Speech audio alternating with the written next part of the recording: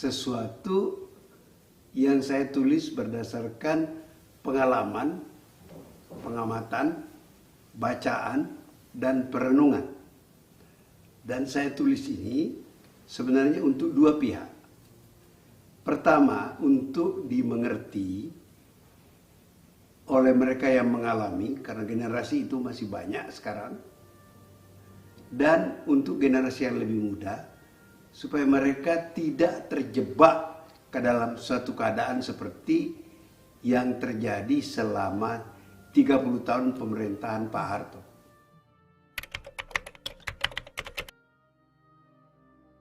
Kita harus melihat bahwa Pak Harto itu resmi menjadi presiden tahun 68 lewat sidang MPR. Dan beliau turun tahun 98. Itu jarak itu 30 tahun. Jadi yang saya hitung sebagai pemerintahan Pak Harto itu adalah periode beliau sebagai full presiden. Sebelumnya pengaruh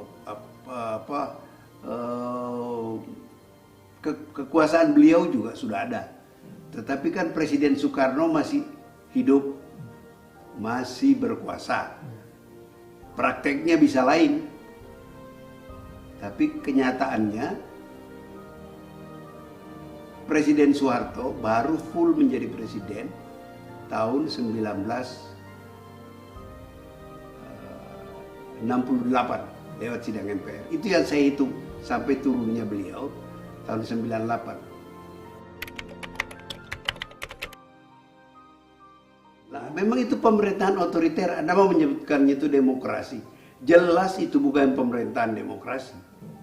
Jadi ini kata otoriter di sini tidak harus ditafsirkan itu hujatan. Itu adalah kenyataan. Otoriter itu adalah pemerintahan yang tidak demokratis. Di zaman dulu disuka digunakan kata diktator.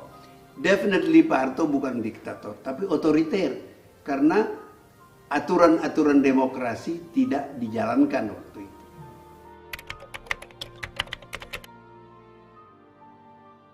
Saya selalu berpikir, kesalahan itu tidak boleh ditimpakan seluruhnya kepada Pak Harto.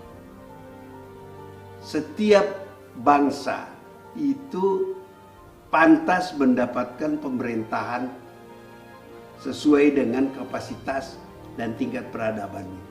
Waktu saya belajar ilmu politik, selalu saya ingat guru kami menjelaskan, each country deserves its own government. Hanya bangsa yang bisa diatur oleh pemerintahan otoriter yang akan diatur oleh pemerintahan otoriter. Suatu bangsa yang berdemokrasi, tingkat peradaban demokrasinya, politiknya sudah berada pada tingkat demokrasi, dia tidak akan bisa diatur oleh pemerintahan otoriter.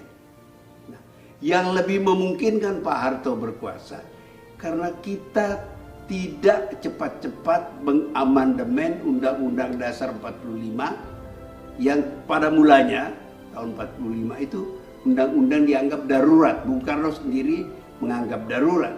Okay. Nanti akan dibikin Undang-Undang Dasar yang lebih sempurna, lebih baik. Ternyata Undang-Undang Dasar itu tidak mengalami perubahan dari zaman Orde Lama Pak Harto sampai akhir zaman Orde Baru.